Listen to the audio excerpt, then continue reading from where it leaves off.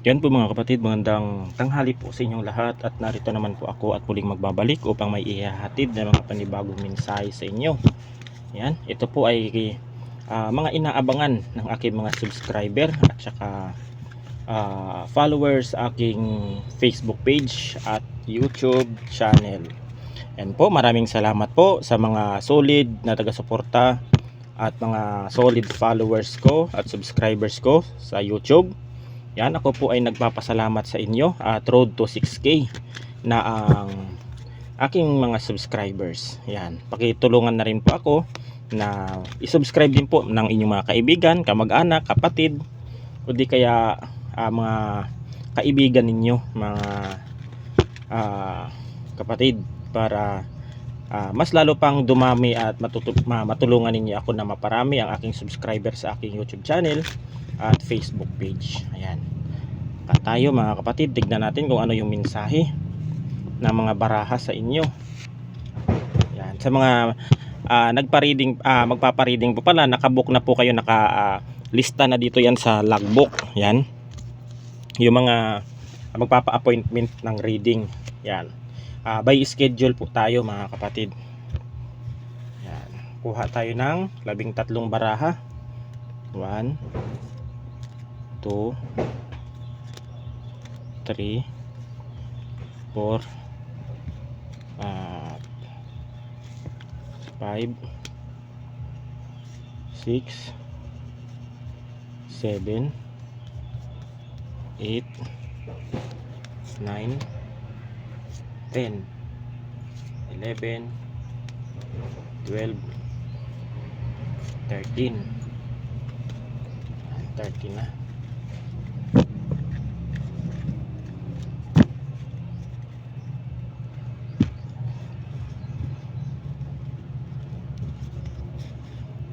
Ito yung unang mensahe mga kapatid. Itong death,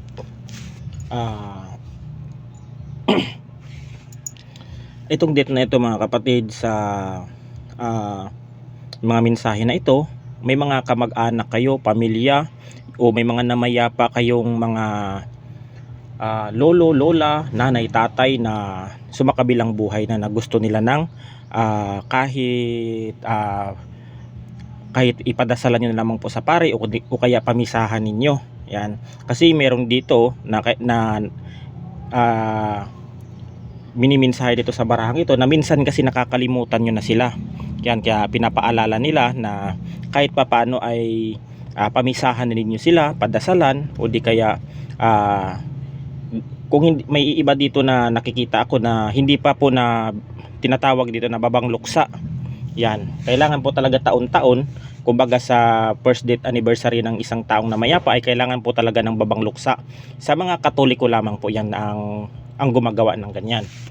Yung sa iba naman, kung mga ibang mga relihiyon ninyo, kung kayo man ay mga born again o di kaya Sabadista, yan, kailangan lang po ninyo dyan na papadasalan lamang po ninyo sa inyong pari o kung mga pastor ang inyong mga namayapa na mga mahal sa buhay, para kahit paano ay naaalala rin niyo sila. Kasi may nakikita ko dito na yung iba ay busy na rin sa trabaho, malayo sila, nasa ibang bansa, o di kaya may mga pamilya na sa ibang lugar, kaya minsan hindi na sila naaalala yung mga namayapa nilang mga mahal sa buhay.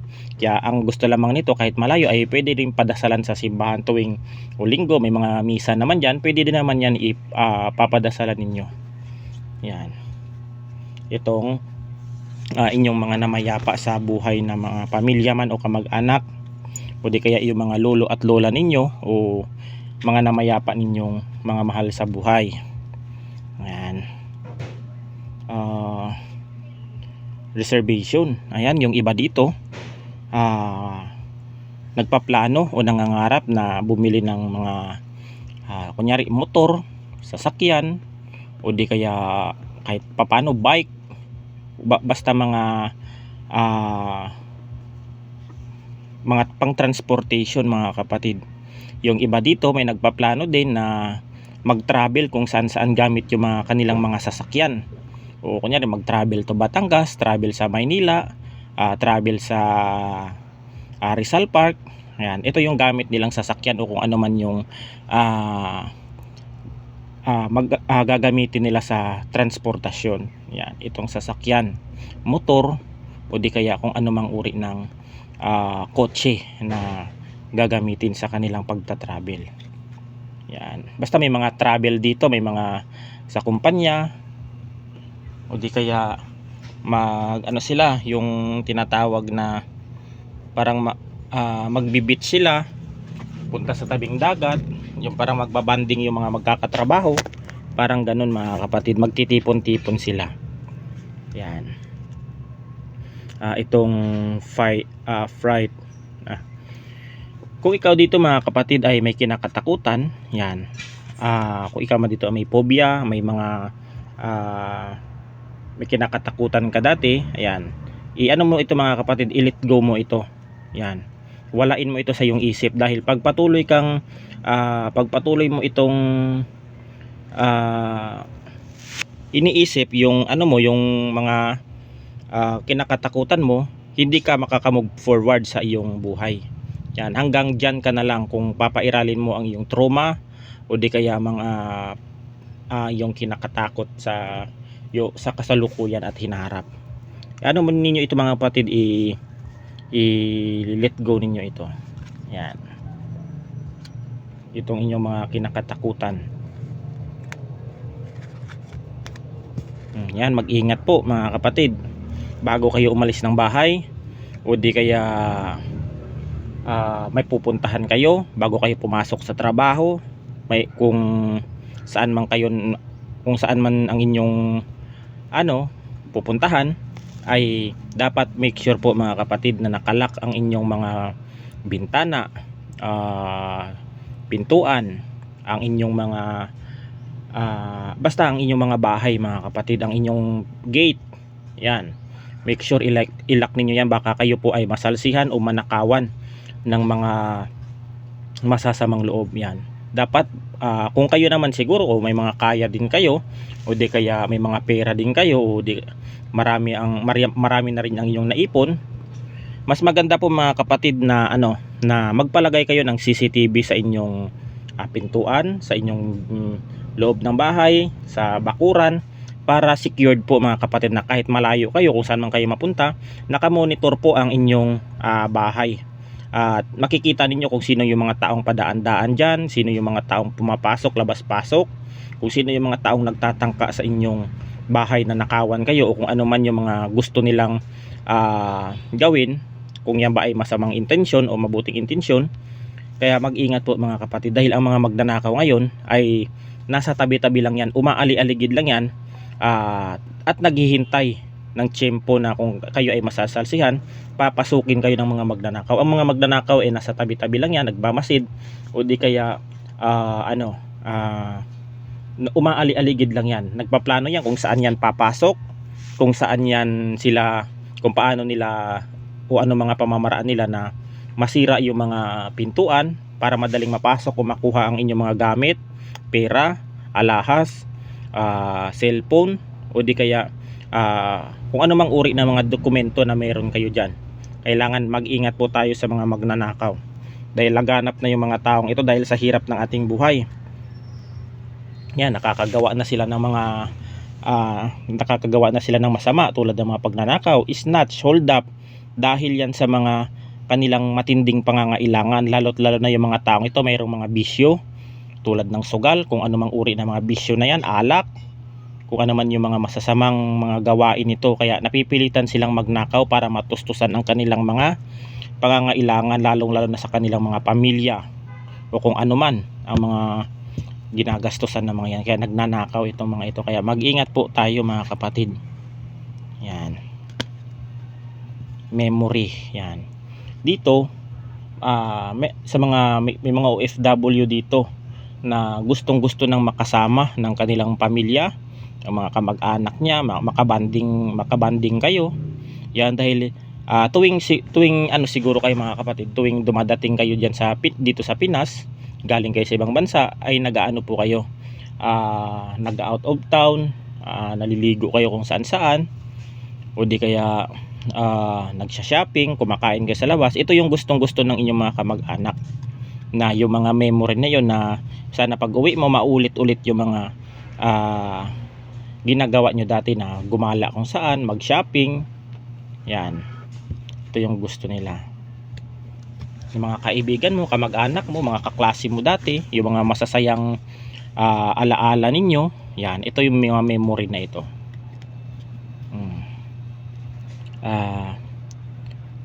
Endowment.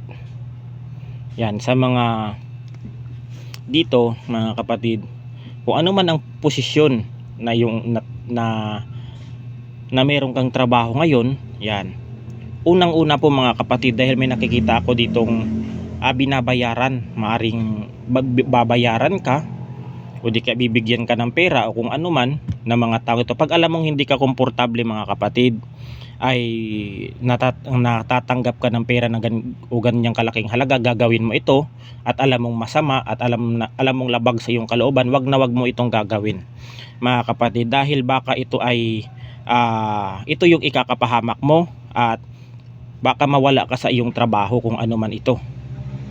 Yan, makatanggal ka, baka ito yung pain ng mga taong ito, dahil sa kalimitan ngayon, napakarami ng mga strategy yung mga taong ito para subukan kung ano yung kakayahan mo o loyalty mo sa iyong trabaho. Kaya wag po kayong magpapadala sa pera. Kung susuhulan ka man ito na gawin mo yung bagay na ito, kung mabuti man yan o masama, wag na wag mo itong tatanggapin, dahil baka balang araw ito yung makakasira sa iyo, at baka balang araw ito yung mga pain ng mga taong ito para sirain kung ano yung trabaho mo. Kaya mag-ingat po dapat, dahil hindi lahat ng tao sa ating paligid ay totoo. Yan, yan yung mga mensahe. Wag po kayo magpapaalipin sa pera, wag po kayong tatanggap ng mga malalaking halaga, lalo at alam ninyo na yung pera na yan na galing sa kasamaan o may ipapagawa sa iyo na galing sa masama. Yan, yan ang dahilan ng pagkasira, pagkawala ng iyong trabaho, o di kaya masisira ang pangalan mo. Yan, yan mga kapatid. Kasi sa panahon ngayon, ano lang yan, maraming nanunubok, maraming susubok sa kakayahan, sa loyalty mo kung ano man. Yan, blessing. Ito yung dapat mga kapatid, na abangan ninyo yung mga blessing na paparting sa inyo, opportunity, trabaho, o di kaya yung promotion, isa rin itong blessing. Tataas ang mapupromote ka sa trabaho, magiging OIC ka, kung ano man yan. Kung alam naman ninyo na maganda ang inyong trabaho at wala kayong ginagawang masama, yan, at kung kayo ay nagsipag naman sa trabaho, yan, may sukli yan mga kapatid. Kung mabuti yung ginagawa mo sa iyong kapwa, mabuti din yung balik sa iyo, at ang Panginoon ang magsukli nun ng mga blessing, yan, napaparating sa inyo. Yan, wag po tayong gagawa ng masama, wag po tayong manlalamang, wag po tayong mananalangin ng masama laban sa kapwa natin, dahil yan po ay napakasuklam-suklam po yan sa ating Panginoon, na gagamitan mo ng scheme yung tao ng mga sumpa o ano man para magiging miserable ang buhay. Pangit yun mga kapatid. Hindi po natutuwa ang ating Panginoon yung pag yun ang ginawa mo sa iyong kapwa, na susumpain mo siya, ipapanalangin mo na maging miserable ang buhay niya. Pangit yun mga kapatid. Wala ka pong karapatan na ganyan ang gawin mo sa iyong kapwa, dahil sino ka na ganyanin mo? Yung tao na yan ay wala namang ginagawa sa inyo. Yan, para ang blessing tuloy-tuloy, wag po tayong mainggit, wag po tayong manira, wag po tayong manglamang ng kapwa. Imbis na magsumikap tayo, yung mga taong nagtagumpay na yan, gawin nating inspirasyon mga kapatid. Gawin nating inspirasyon para maging katulad rin kayo ng isang taong yan, na balang araw na maging successful kayo. Yan, wag nating idaan sa inggit, paninira, na magagalit kayo sa isang tao na hindi mo naman, na wala namang ginagawang masama sa iyo. Yan, kasi mga kapatid, kung sino man kung ang tao kasi mga kapatid, pag siniraan mo, ginawan mo ng masama, o inagrabyado mo yan na wala namang ginagawa sa iyo, yung mga pinagagawa mo ay bumabalik din yun sa iyo na parang bumirang. Yan, bumabalik yan. Kasi ang mga tao kasi mga kapatid na magpapakumbaba at marunong mag-unawa, mas lalo pang pinagpapala. Yan, hayaan mo sila kung hindi man sila naniniwala sa iyo, sa mga kakayahan mo, kung ano man iyan. Hayaan mo, basta't alam mo sa sarili mo na yung mga trabaho mo, ginagawa mo na mabuti. Wala kang tinatapakan, wala kang inaagrabyado, wala kang nilulukong tao. Ano yun? Pasado yun mga kapatid. Yan, mas lalo kang pagpapalain yan. Yan. Ang mga tao kasi mga kapatid sa panahon ngayon, gumawa ka man ng masama o mabuti, may masasabi at may masasabi pa rin. Tumulong ka sa kapwa, may masasabi pa rin sa iyo. Minsan pinapasama ka pa, ikaw na ngayon tumulong, ikaw na ngayon na magandang loob. Yan. Naway maging aral ito mga kapatid.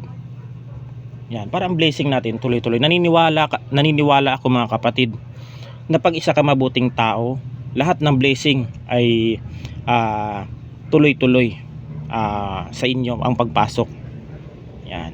Ako kahit papano inaasar nila ako na kahit manggagamot ako, kaysa ganito, kaysa ganyan.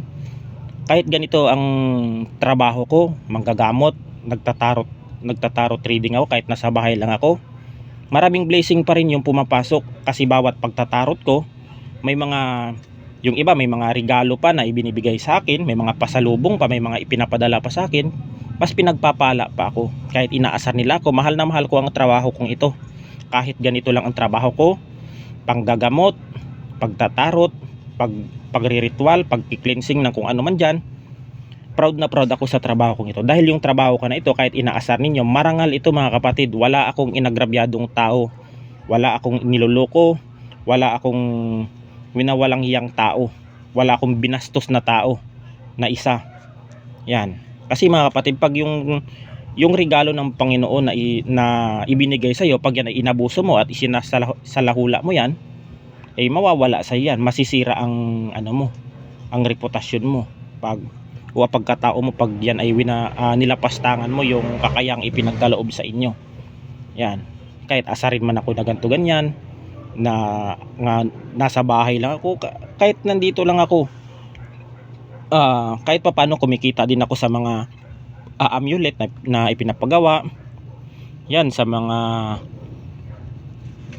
ganito, sa healing oil. Yan, ang 3 na nga yung kumuha ngayon. At least wala akong inagrabyadong tao, wala akong tinapakan. Hindi ko sila pinapansin mga kapatid dahil alam ko sa sarili ko na tama yung ginagawa ko. Yan. Perseverance challenge. Yan. Ikaw dito mga kapatid, nakakaranas ka ng mga nakaraang buwan ng financial crisis, o di kaya may mga bayarin ka dapat gustong bayaran na kinapos ka mga kapatid, pero sa ngayon ay mababayaran mo na lahat ng utang mo, loan, o kung ano mang itong parang bigay sa iyo ng Panginoon na pagsubok. Parang binigyan ka ng pagsubok ng Panginoon para patatagin ka lalo. Hindi na yung iba kasi pag binigyan ng pagsubok ng ating Panginoon, nawawalan ng pag-asa. Sinisisi ang Panginoon na bakit binigyan ng ganyang kalaking pasanin. Ayan. Minsan kasi mga kapatid, tayo habang nabubuhay tayo, binibigyan tayo ng ating Panginoon ng suliranin upang masolusyonan natin yung mga ganyan. Pagsubok yan mga kapatid na ibinigay ng Panginoon sa atin para subukan tayo kung gaano kalakas at katibay ang ating pananampalataya at pananalig sa Kanya. Yan. Kung kayo man ay binigyan ng pagsubok ng ating Panginoon, wag ninyong sisihin. Yan, wag ninyong sisihin yung ating Panginoon at labanan ninyo mga kapatid. Yan. Ganun lang naman ang diyan. Wag ninyong sisihin ang ating Panginoon. Sinusubukan lang kanyang kung gaano kayo katibay at katatag. Pagkatapos naman yan ng iyong pagsubok ay yan mga kapatid, may kapalit din kaginhawaan yan. Ayan. Ganun dapat. Yan na, blessing tsaka gift. Yung iba dito mga kapatid, may matatanggap dito sa mga amo nila, sa kanilang boss, sa kanilang kumpanya na isang regalo, o di kaya natutuwa siguro sa inyo na masipag ka magtrabaho.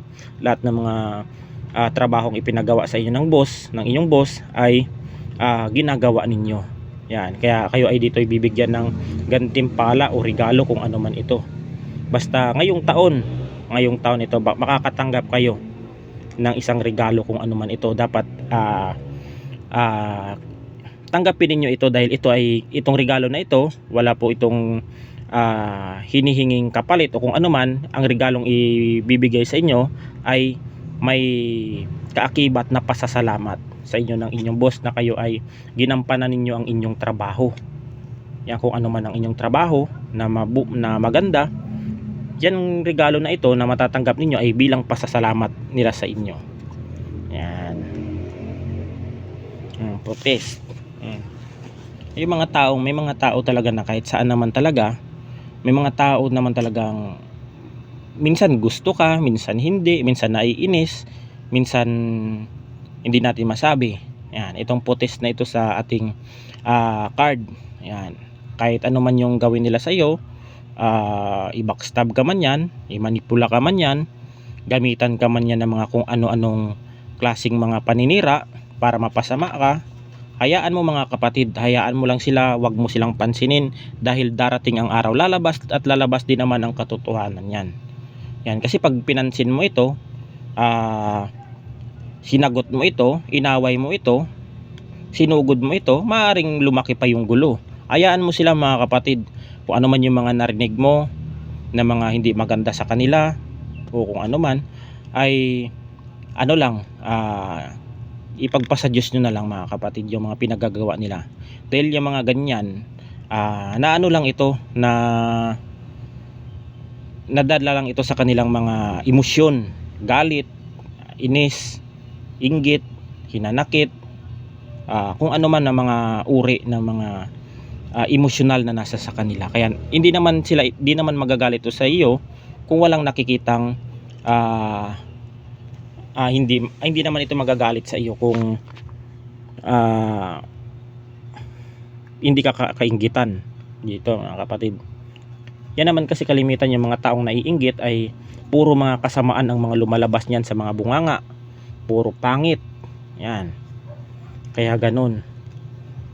Hindi nila sinasang-ayunan yung tao. Kalimitan kasi mga kapatid, yung mga taong gumagawa ng mabuti, hindi sila sumasang-ayon dahil sa mga paningin ng mga taong naiinggit. Pag nakikita nilang tumutulong ka sa kapwa, parang bumababa ang kanilang pagkatao.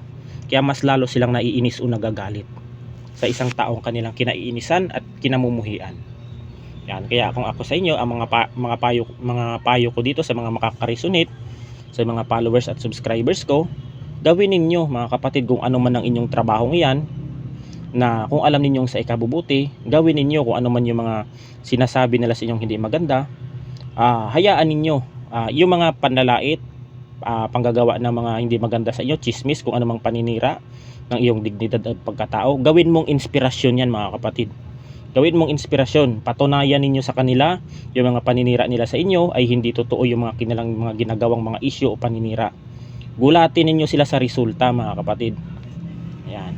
Gulatin ninyo, hayaan ninyo sila. Darating ang araw kung kayo man ay may napatunayan na yung mga taong iyan ay iiwas na yan sa iyo at hindi ka na nila gagambalain ng mga ito dahil nahihiya sila sa kanilang sarili dahil hindi mo sila pinatulan. Kaya ganun. Pag alam mong mabuti ang iyong ginagawa at hangarin mo, yan, magpatuloy ka. Yan, wag mo silang pansin. Ang dapat mong pagtuunan ng pansin ang iyong pamilya at yung mga taong nagmamahal sa inyo. Yan, kung kayo man ay mga nasa malayong lugar, yung mga tao lang yung mga nagmamahal sa inyo, maaaring yung mga anak ninyo, pamilya, asawa o nanay, tatay ninyo, yun lang ang pahalagahan ninyo. Huwag kayong maniwala sa mga komento ng ibang tao dahil yung mga yan walang magawa sa buhay yan. Yan. Daydream. Itong daydream na ito mga kapatid ay isa din ito sa matutupad na yung mga pangarap mo dito. Yung iba dito nakapagpundar na rin. Maaring yung mga nakabili na ng lupa, Yan, nakapagpatayo na rin ng resort. Yan, nakapagpatayo ng negosyo. Yan, maano na rin ito mga kapatid, maaprubahan na rin ito. Yan. Ayan mo yung mga taong umaaway sa inyo, yung mga taong gumagawa sa inyo ng hindi maganda. Ayan. Ayan mga kapatid. Itong illness, ayan. Sa mga makaka-resonate nito, ayan, ay wag puro trabaho mga kapatid ang inyong aatupagin. Isipin niyo rin ang inyong kalusugan. Ayan, baka sa sobrang pagtatrabaho nyo, inuubos na lang ang inyong sarili at ang inyong sa pagtatrabaho. Baka darating ang araw, sisingilin kayo niyan. Magkakaroon kayo ng malubhang sakit at karamdaman. Kaya dapat iwasan po ninyo. Sundin po ninyo ang pangapayo at mensahe na ito. Dapat ang gawin ninyo mga kapatid, bigyan ninyo ng time ang inyong sarili kung kayo ay pagod na. Hindi naman po masamang magpahinga. Ipahinga iyong sarili. Ayan, wag ninyong kahit pagod na magtrabaho kayo. Wag mga kapatid. Ang gawin nyo dito, bigyan niyo ng time ang inyong sarili kung pagod, magpahinga. Bigyan din niyo ng time ang inyong sarili na makapag-enjoy kahit papano. Mag-unwind ka, gumala ka, mag-shopping ka. Yan, dapat mahalin mo rin ang inyong sarili mga kapatid, dahil yan po ay ang sarili natin ay isang kayamanan din po na ipinagkaloob sa atin ng ating Panginoon. Pag yan po ay hindi po natin ipinahalagahan ang ating sarili, maaari po yang masira ang ating pagkatao, tulad ng pagkakaroon ng mga malubhang karamdaman, maaring sakit na pisikal tulad ng cancer, high blood, stroke.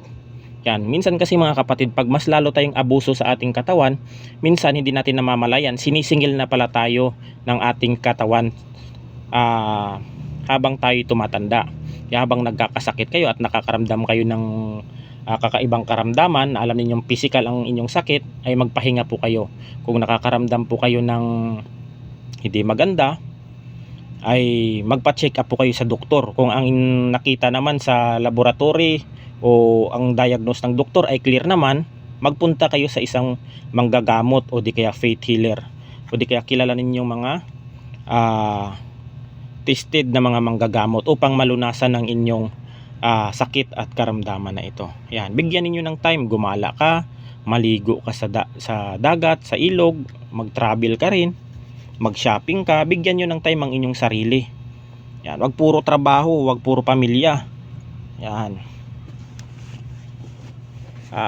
Dapat kasi yung mga kapatid, balanse din kasi ang ating sa ating buhay, dapat balanse. Ating trabaho, balanse din.